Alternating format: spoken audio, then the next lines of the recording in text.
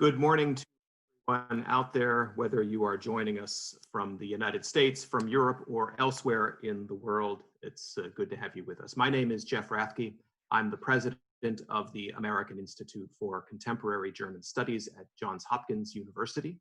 And it's a real pleasure to host today this timely discussion about the United States, Germany, and international security partnerships. We have an excellent group of speakers today, and because time is limited, I'll want to move quickly. We have with us three speakers. First is Senator Chris Murphy, Democrat of Connecticut, member of the Senate Foreign Relations Committee. He joins us from Connecticut today. Good to have you back with us at AICGS, Senator. We have Representative Mac Thornberry, Republican of Texas, also with us this morning. He is the ranking member on the House Armed Services Committee, and he chaired the House Armed Services Committee from 2015 to 2019. He joins us from the District of Columbia. Welcome, Representative Thornberry. And Ambassador Wolfgang Ischinger, chairman of the Munich Security Conference, former German ambassador to the United States. He is joining us from Berlin. He's one of Germany's most distinguished diplomats. He was also a trustee of my institute for many years. His latest book, which is titled World in Danger, was recently published by the Brookings Institution Press. Welcome, Wolfgang. Pleasure.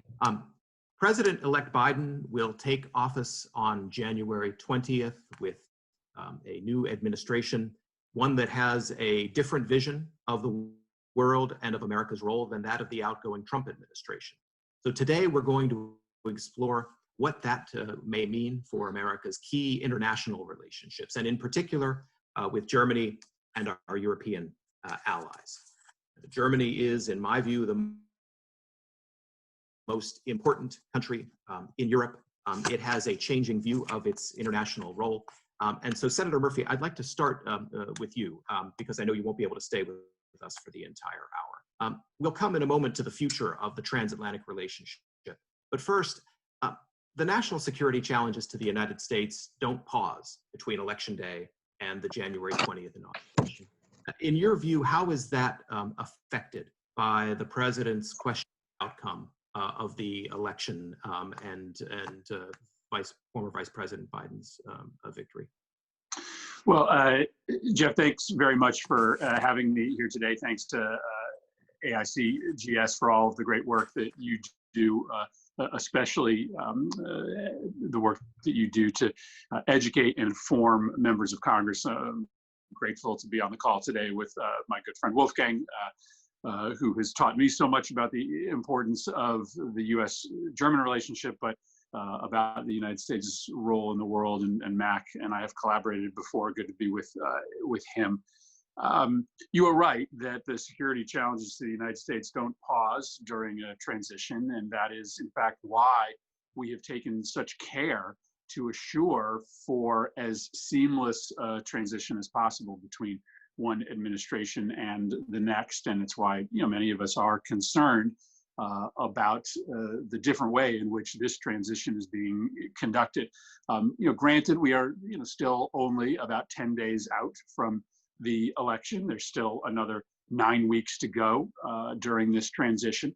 But our adversaries around the world are bolder today than they were 20 years ago or during the Cold War. Russia, as we have seen, is willing to make moves that they would not have contemplated during the Clinton presidency. China today and their wolf warrior diplomacy is willing to do things and escalate in ways that they wouldn't have just 10 years ago. And so you certainly worry that during this interregnum period, especially as you are seeing some new faces show up at the Department of Defense and the U.S. national security infrastructure, that our adversaries may seek to try to take advantage of what they see as a destabilized or uncertain national security environment in the United States. And so that is amongst the reasons why many of us have been pressing for this transition to begin in earnest. And at for the very least, the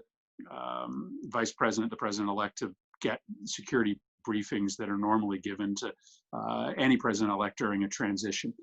all that being said, again, we are only 10 days into this transition period, and we're dealing with a president-elect who is uniquely qualified to take the helm, to be commander-in-chief. He obviously knows the national security environment better than maybe any president-elect in our lifetime, with the exception of those of us who were around for the swearing in of President Eisenhower. And it's important to know that he'll have an experienced team around him as well, a team that has still been very involved in integrated national security policy. So if your question is, about the vulnerabilities during this transition to U.S. national security, they exist. But at the same time, I think America made the choice to go with Vice President Biden as the next president of the United States because they know the challenges that exist, and they know that he's uniquely ready to meet them. Mm-hmm. Okay, well, thank you. There were, of course, it's no secret that in places like Germany and many other parts of Europe, there has been a preference for Vice President Biden over President Trump. Not that they have a vote, but of course, our allies and friends are affected by American elections. There are some people who wish for kind of a return to the good old days of the transatlantic relationship.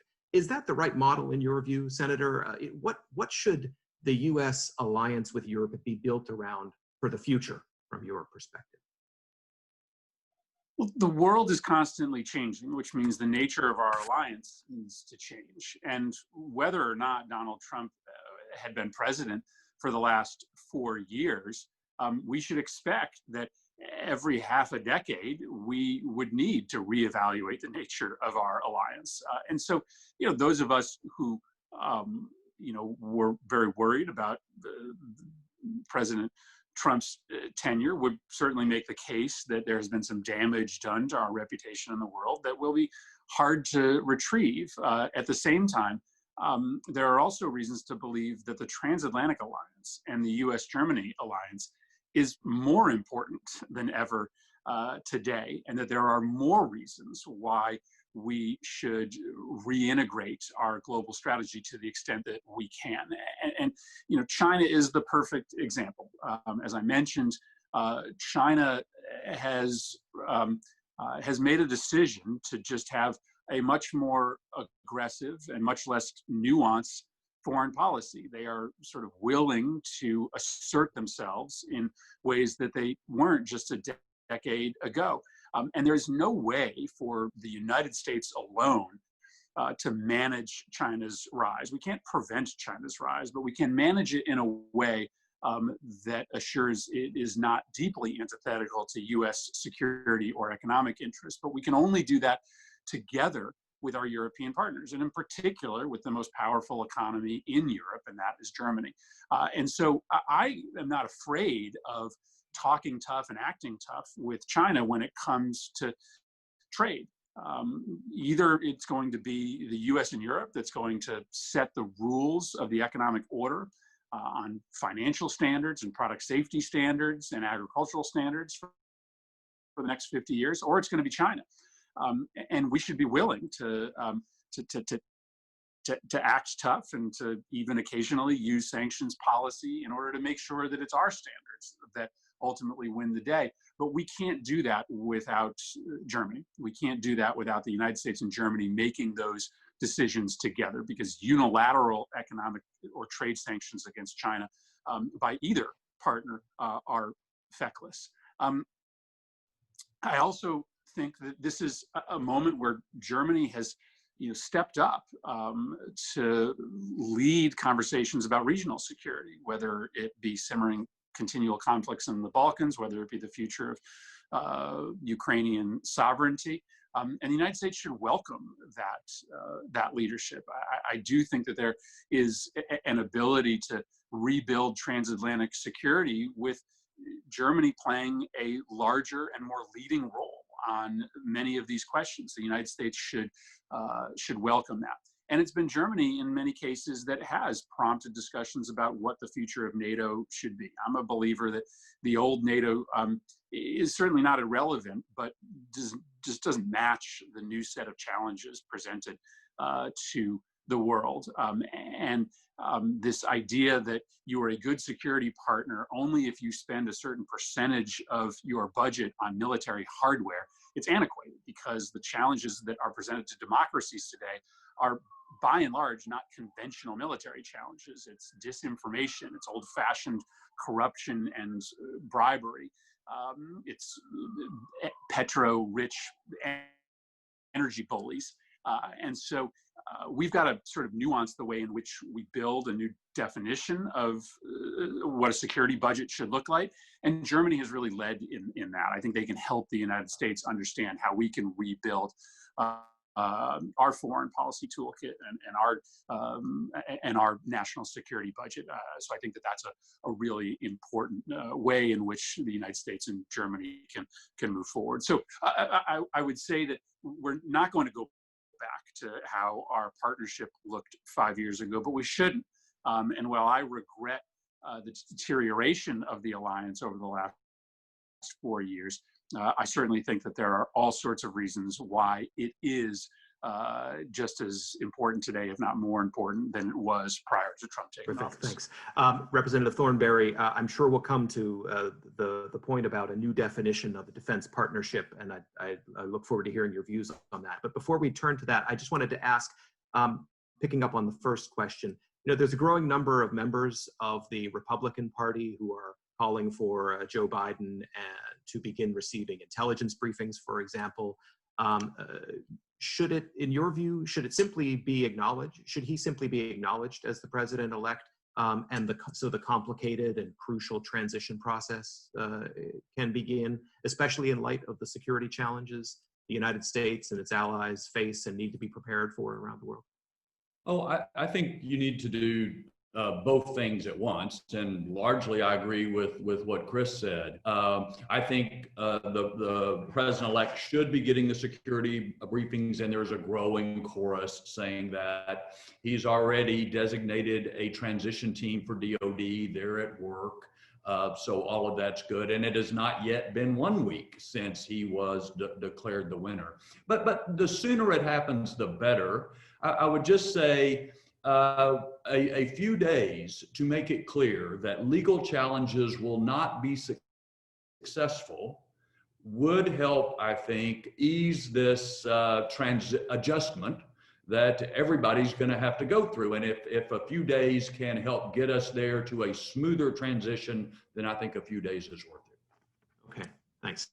Now, you've been a leader in Congress on defense for many years, and as I think you mentioned before we got started, you are in Washington, indeed, working on the reconciliation of the NDAA.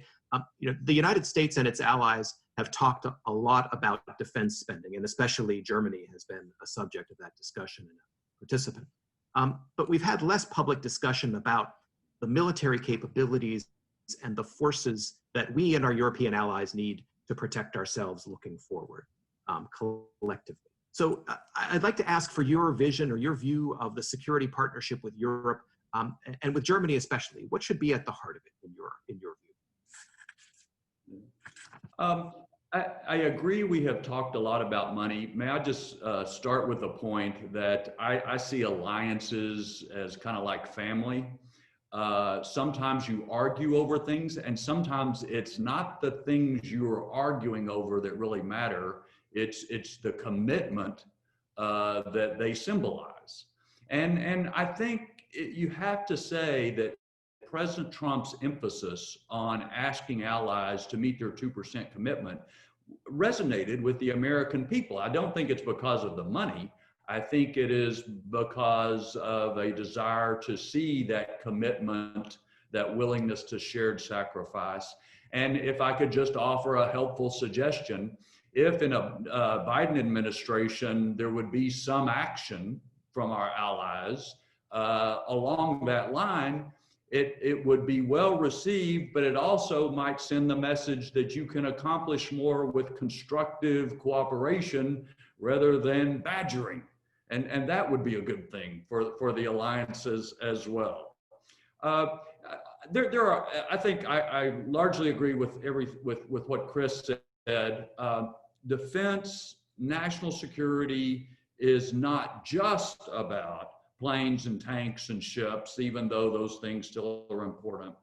It's increasingly about borderless threats, such as cyber, and I'm afraid increasingly biological threats. I'm afraid that there may be a variety of adversaries that are learning lessons about how to shut our societies down from what we're going through with COVID. So there's a host, terrorism continues to exist. There's a host of borderless threats we need to cooperate on.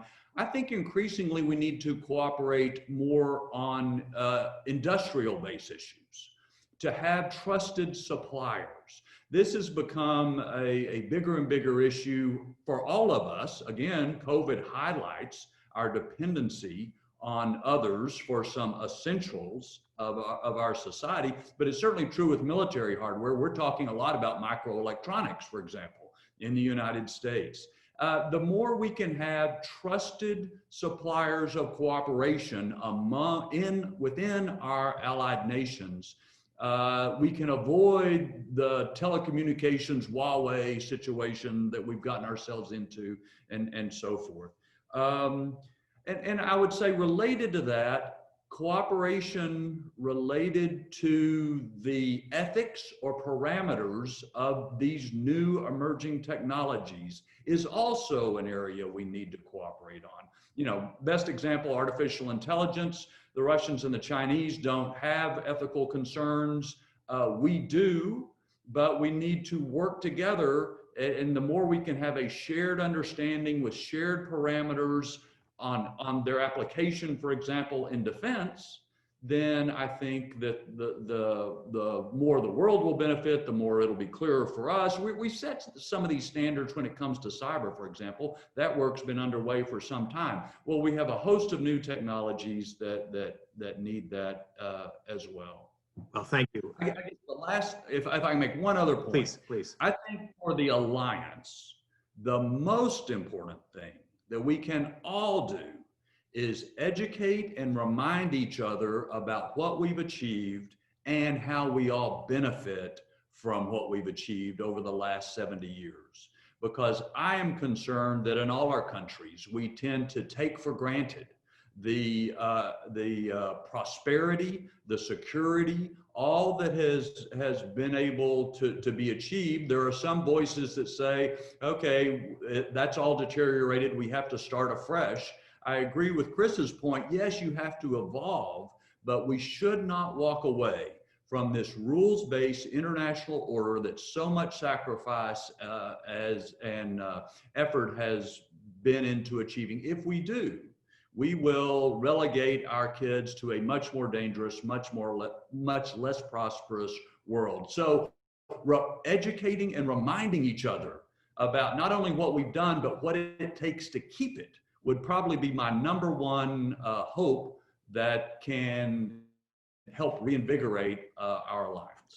Thank you, Representative Thornberry. Wolfgang, we'll come to you in a moment, but I want to give Senator Murphy the floor because I know he's got to depart in just a minute or two. Any reactions to what we've heard from Representative Thornberry? So I really want to latch on to one comment in particular that Representative Thornberry made, and that's the importance of integration on industrial policy. Now, the level of industrial policy Germany has is largely foreign to the United States. We don't have the level of integration that Germany historically has between the public sector and the private sector, and maybe we never will. But as you really think about how to deal with China, as Max said, we got caught with our pants down as an alliance on 5G, and so we are scrambling now, trying to go around and shame nations into not accepting a product that, frankly, for many of them makes sense, at least from a cost perspective. And we can't be in that situation again. So Germany has already done some thinking about this. Germany and France, for instance, have already set up some R&D programming around advanced battery technology and AI. Understanding that, if there is going to be a sort of cycle of China developing and sort of midwifing technologies internally, and then launching them onto the world at a price that is frankly hard to compete with, then we have to have an answer. We can't do what we're doing with Huawei on technology X, Y, and Z. The United States should be at the table in those conversations. It should be the United States and Germany, frankly, that are leading a transatlantic conversation about industrial policy, and making some joint decisions to the extent practical on how we can all, as an alliance, put money into these emerging technologies, whatever it may be, 6G or advanced battery AI, and do that in coordination with transatlantic private sector players, so that when the next technology comes out of China, there is a competitor that maybe has a little bit more public support behind it than we are traditionally used to. But I think that that's a very, very important point. And finally, Mac is right that as much as we should accept that the partnership evolves, we still have it right. We shouldn't apologize for the fact that our values, the idea of self-governance, the ideal of peaceful transition of power, the idea of rule of law, and a set of human rights that governments cannot intrude into. Those are still revolutionary ideas, right? Those are ideas that are constantly under threat, and we should remember that there is still genius to that. And while we are going to meet bumps along the road in this partnership, there are portions of our alliance that don't need to be amended and evolved, and those values, while we're constantly trying to perfect them, they're still worth investing in. Well, thank you very much for being with us this morning. I know you've got to run, but it's been great to have you, and really appreciate your contributions to this discussion. And I'm sure there will be lots of opportunity to continue that in the future. So, before you let the senator go, please allow me to say one word. I would hate to see Senator Murphy gone without me having a chance to thank him, and of course also to thank Representative Thornberry for this annual demonstration of transatlantic mutual interest and solidarity that you and your colleagues have shown over so many years now, bringing, not only coming yourself, but bringing other senators and other members of the House to Munich. That has been, especially during these last several years with all the difficulties that we have lived through, that has been one positive demonstration that even if there are difficulties, there is more that binds us together than that divides us. So thanks again. And Senator Murphy, Chris, also thank you for agreeing to meet virtually, of course, next week with our Munich young leaders. They are so much looking forward to hearing from you. So thanks a lot. Well, I will just say we all look fondly upon last year's Munich conference, because it was the last time that any of us, left the United States and saw many of our transatlantic friends. And so we are hopeful to be able to convene again in that way sometime soon. I'm glad that we saw huge delegations, bipartisan, big delegations in the last several years, to make sure that we communicate that this commitment to the alliance is permanent and can withstand any upsets that happened domestically. So great to be with you, Wolfgang. Thank you. All right, thanks so much. And Ambassador Ischinger, we'll turn to you now. I wanted to get your perspective. We've heard, I think, from both Senator Murphy and Representative Thornberry, a vision on the international security obligations and the ambitions of the United States, the desire to work with European partners. How do you see this, especially as you put it in the title of your book, in a world in danger? Well, it's already been said that we live in a period of almost unimaginably dramatic change, technological change, changes in the balance of power, thinking of China, for example. And I think we need to understand that we can cope with this dramatic change. We, as a collection of small European countries, only if we try to act in a more integrated, in a more coordinated way, and that is certainly true for the entire transatlantic community. I would like to offer a word of caution, though.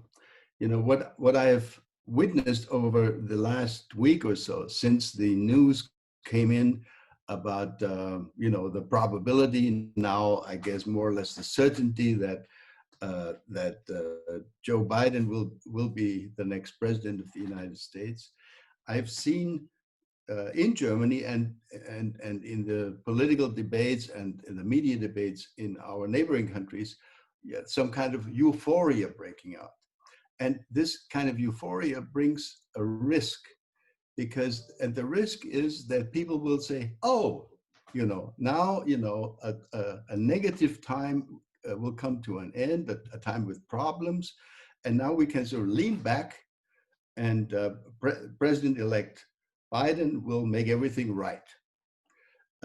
I think that would be a terribly wrong approach by Europeans, because I think we need to understand that we cannot go back, we will not be able to go back to a kind of transatlantic paradise of 20 or 30 years ago, that the next president of the United States has a huge number of, some of which have been mentioned in the last 15 minutes, huge number of domestic and foreign challenges to look at. So my point is that we Europeans should actually get our act together and come up with some kind of coordinated offer to the incoming administration to work on, of course, on defense and modernization of our capabilities, not only focused on this famous 2% goal, but maybe in a more broadly defined manner. We need to find a way to coordinate between Europeans and the United States on China, for example. I participated, as I think you know, Jeff, with Karen Donfried in a study that the German Marshall Fund published, where we came up with the suggestion that maybe we should create a very senior level transatlantic commission, a coordinating body, headed on your side, maybe you know, by the future Vice President of the United States, and on the European side, maybe by the President of the EU Commission, to have a permanent consultation process on the you know, intellectual property, on the human rights, on the investment and trade, on the level playing field types of issues.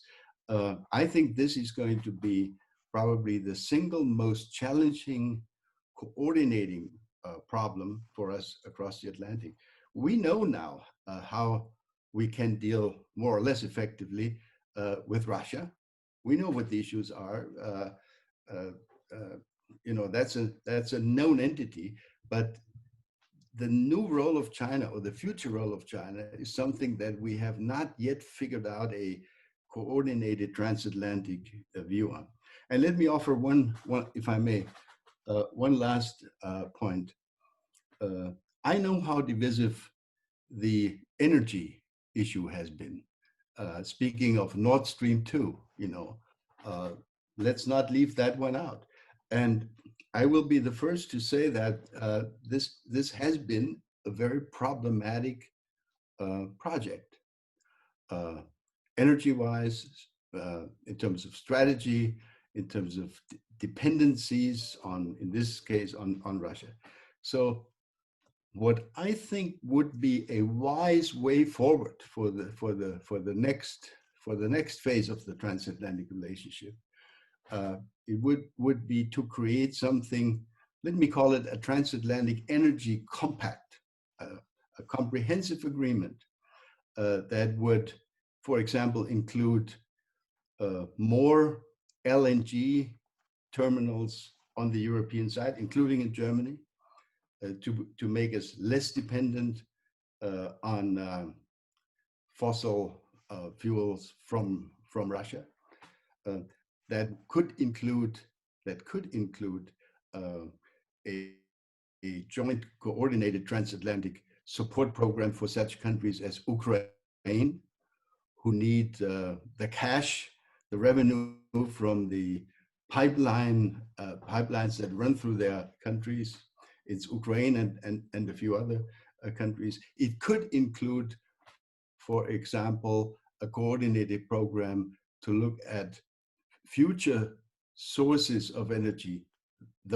The battery problem has just been mentioned. So if we could create a coordinated approach to all of our future energy needs and challenges, I think that could be, alongside climate issues, the famous Paris Climate Accord, etc.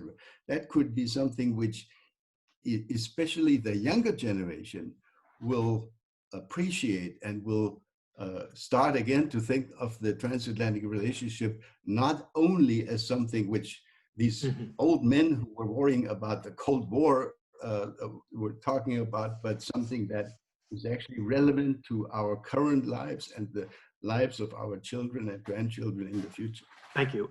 We will turn to questions from our audience in a moment, but I want to give some guidance to our viewers so that you can participate. We are using the Q&A function, which you can find at the bottom of your screen. So if you would like to pose a question or contribute to the discussion, please use that function.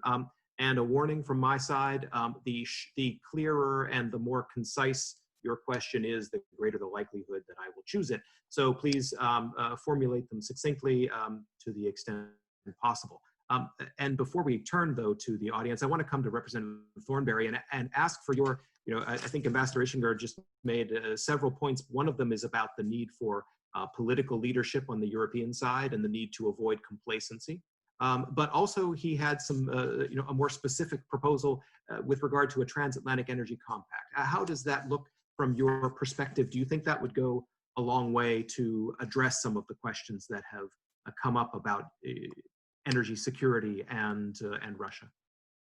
I think it would be very useful. As a matter of fact, I think the broader point that the ambassador makes about how more consultation and coordination is more important in more different areas than it's ever been is exactly right. And that's along the lines that I was trying to suggest, that we cannot define national security as narrowly as we have before. And it includes a variety of things that touch on whether it's finance, space, cyber, energy, just a host of issues. So the importance of reinvigorating this alliance and practical coordination that stems from it, I think is precisely right. And I don't want to wade off too much into Nord Stream 2, but if we'd had that sort of coordination before, we might have avoided some of the differences that have arisen in recent years on that particular project.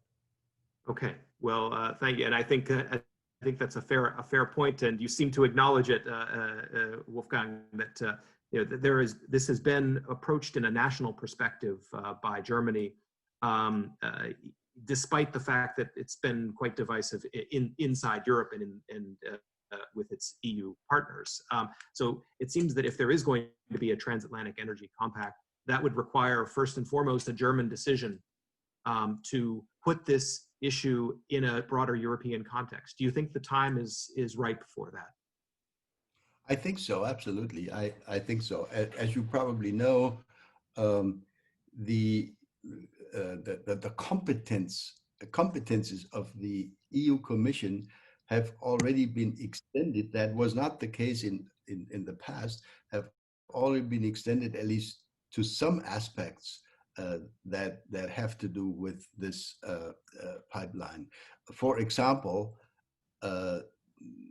there is now the so-called unbundling rule that applies also to this pipeline. In other words, the people who want to transport oil or gas through this pipeline cannot be the same people that own the pipeline. So Gazprom would need to unbundle if they want to get the operating license for this type of. So there is already some degree of responsibility by the EU Commission. But my larger point is a more philosophical one. If we in the European Union wish to develop something which deserves to be called a comprehensive EU foreign policy, you cannot possibly leave energy foreign policy out of this comprehensive program.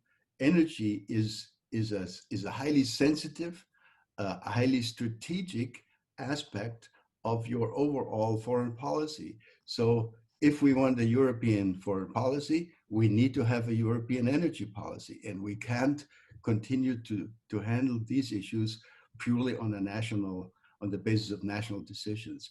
I think that is increasingly being recognized and accepted by members of the German Bundestag, by the German leadership.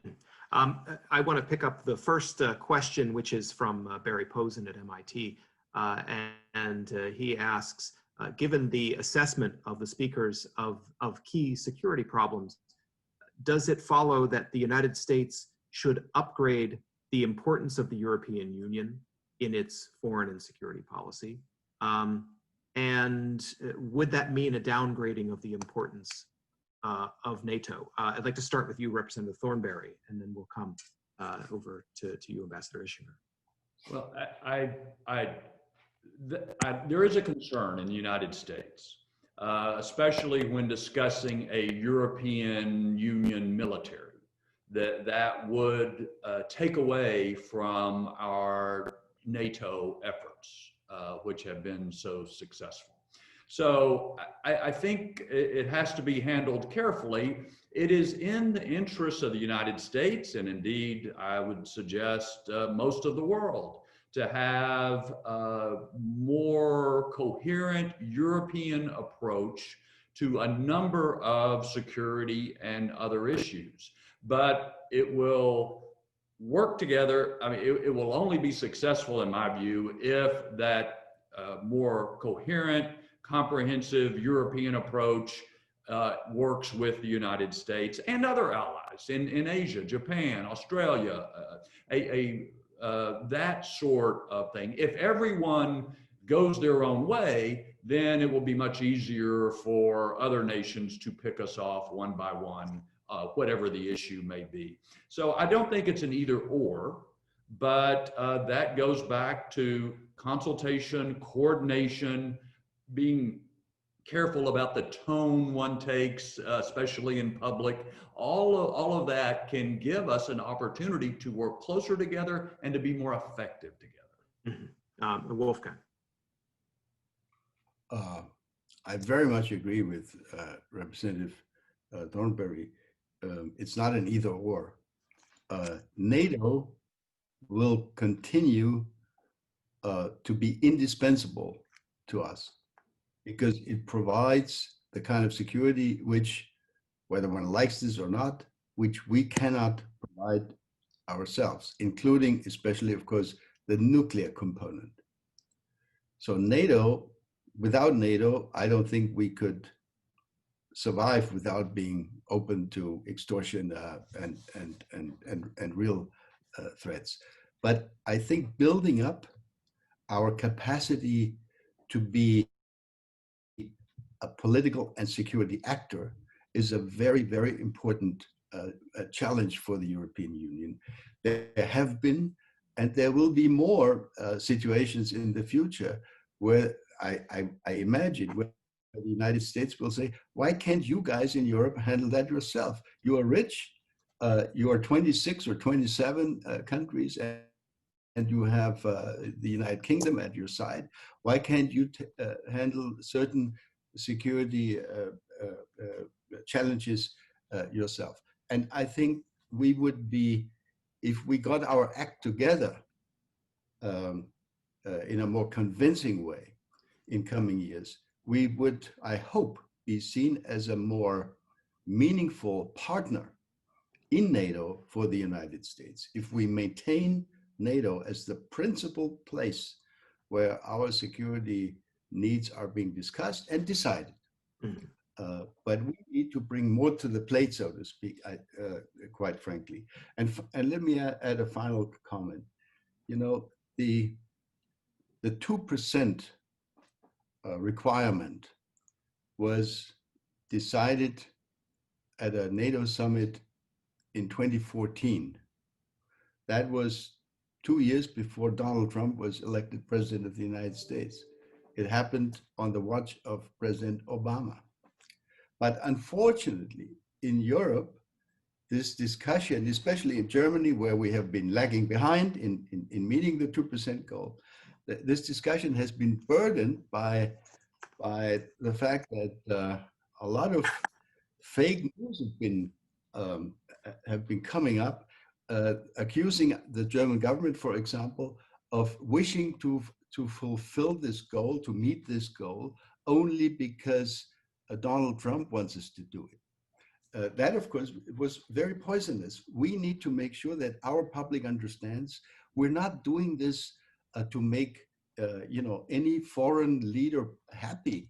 We're doing it to provide for our own security, the security of the borders in Europe, the security of our citizens.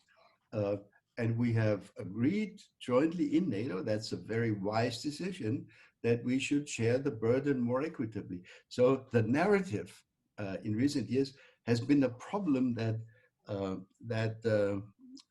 for those like myself in the German debate who wanted to explain to people that this 2% goal was actually not a stupid goal. It's actually a meaningful and maybe even a very important goal in order to preserve our own security needs.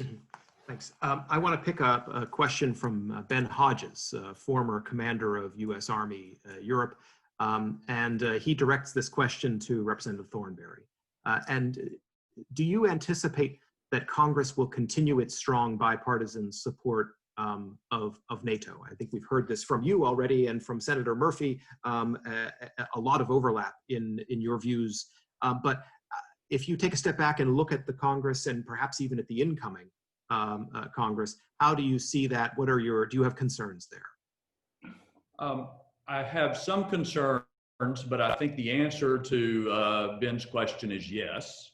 I think there will continue to be strong bipartisan support for NATO coming from the Congress.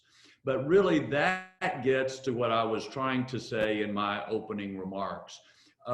We have to go beyond just talking to the defense and foreign policy actors and talk more to the average citizen about how his or her life is better and safer because of what we do together in NATO and in other alliances.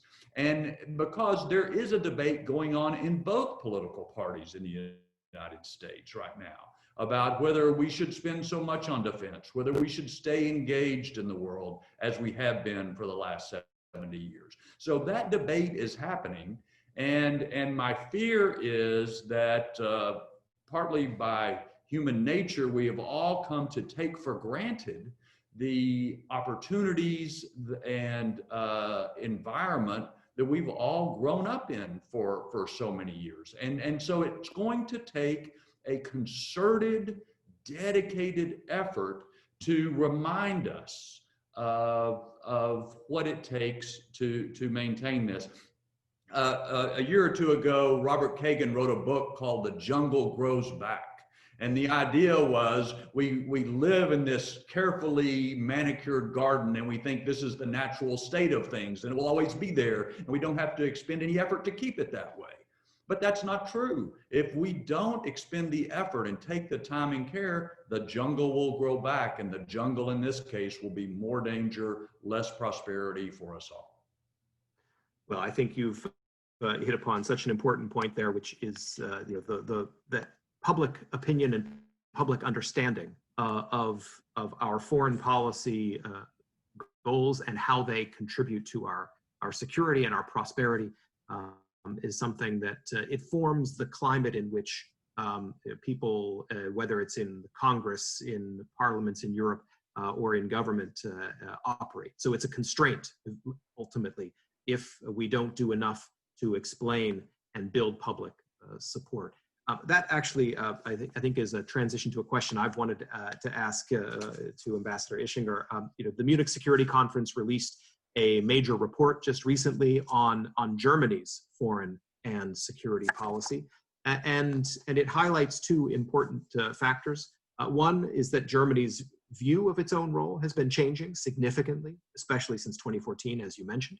But I think it also makes the point that that change has not been fast enough when you measure it against the changing international environment and the challenges that put Germany's interests at risk.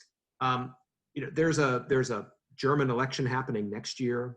There will be a different chancellor, we know, because Chancellor Merkel is not going to run again. So, what is your level of confidence that the next leadership team in Germany, whatever it turns out to be, whatever parties, whatever coalition, is going to make this challenge and the communication challenge that Representative Thornberry talked about one of its top priorities?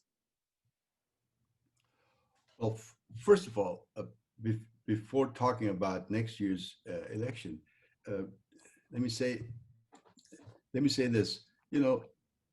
Post World War II Germany was, until 1990, until 30 years ago, when we obtained reunification, was a country opposed to the status quo, because we wanted the border, the dividing line between East Germany and West Germany, to go away.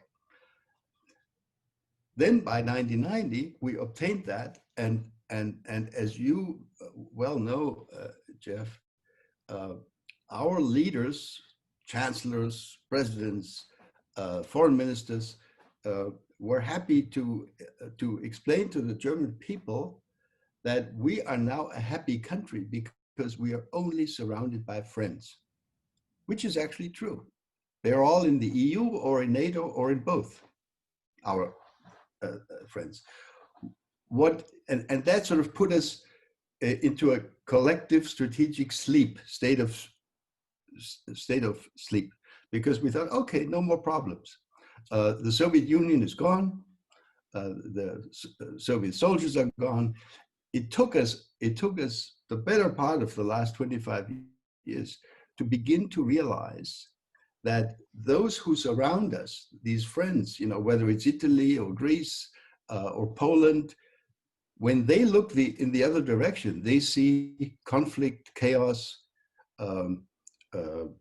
threats, military threats, migration threats, etc. So slowly we've been awakened to the fact that there is no paradise in Europe, that we need to provide for our security, that we need to spend more, that we need to be proactive. Now, what will that mean for the next election? Quite frankly, I think we are, in a way, a happy country, because the outlook is that, of course, I don't know what kind of coalition government will emerge after our next elections, but I am quite certain that neither the far right nor the far left in Germany will play a major political role in this country. That is a significant difference. For example, when you look at France, President Macron, when he is up for re-election, which is, in the near future also, he has Madame Le Pen breathing down his neck. And in a recent poll that I saw, she would actually beat him if there were elections right now. And you would have a far-right government in France. We are lucky that we don't have this kind of a challenge in Germany, at least as we speak. That I hope it doesn't change. So I would predict that there will be a solid sort of mainstream, pro-NATO, pro-EU continuation of the general direction of German foreign policy type of government.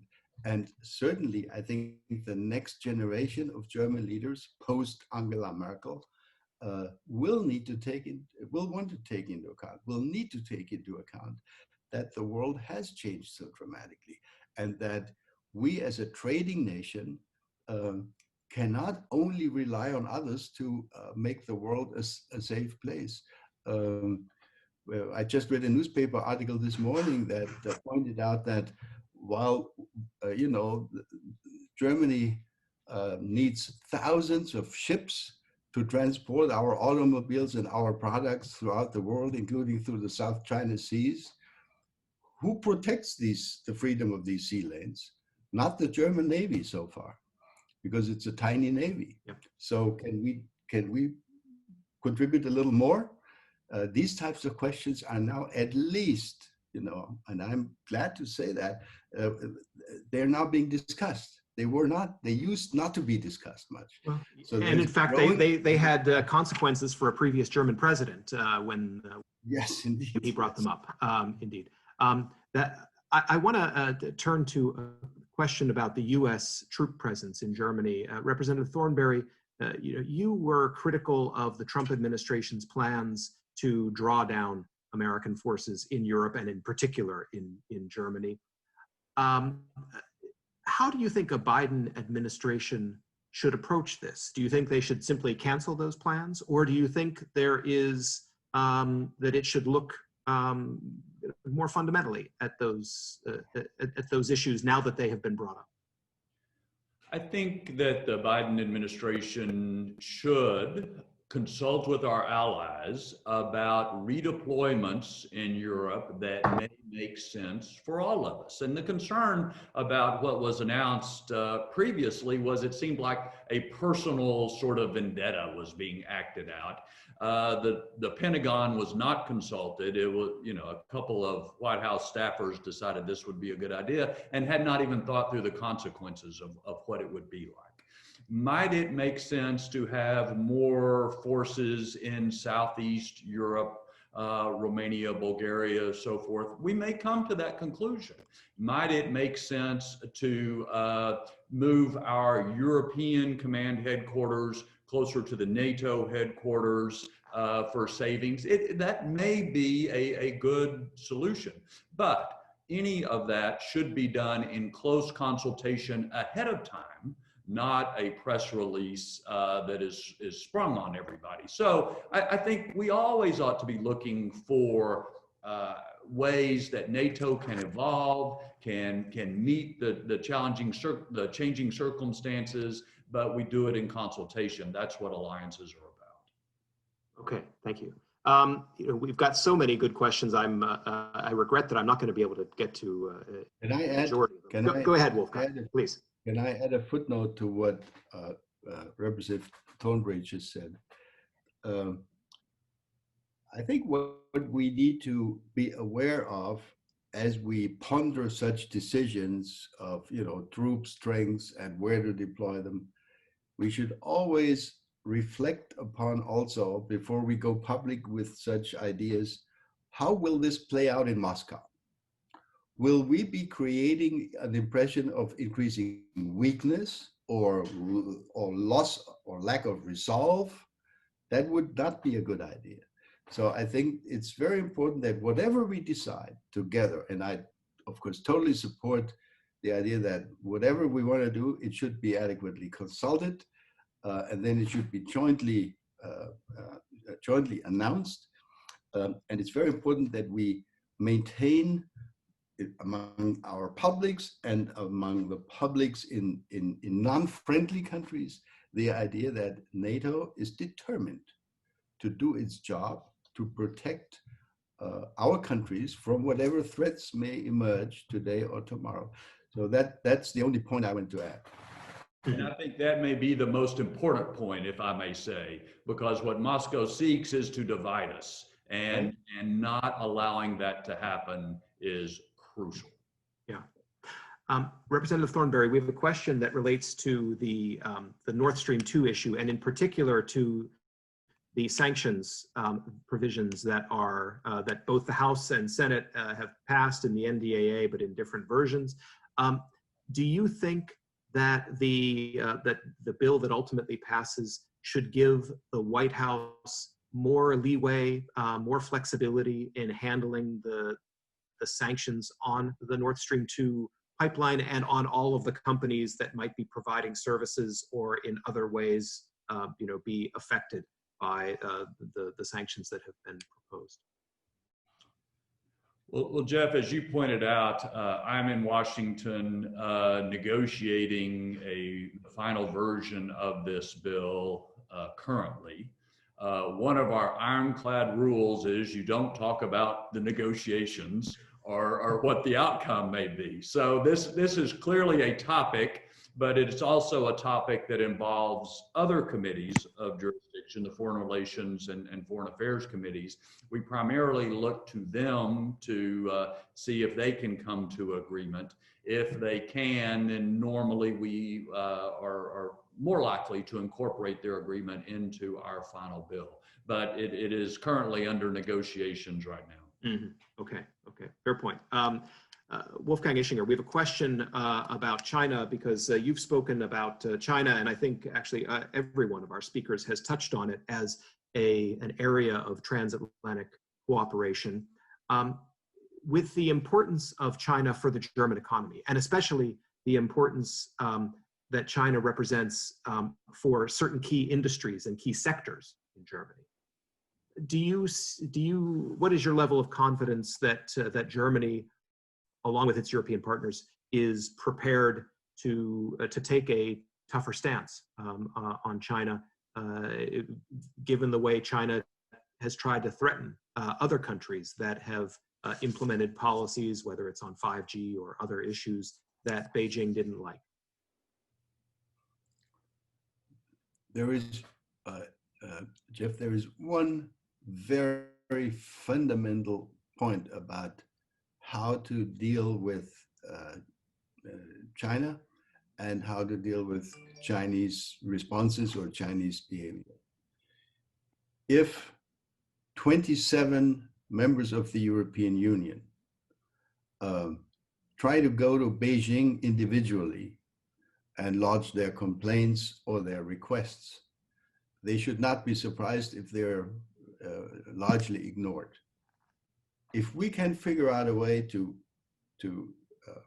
confront China with a view which is supported by 450 million Europeans, in other words, by all 27 member countries of the European Union, my expectation would be that we would be on a slightly more level playing field in terms of getting the attention of the Chinese leadership.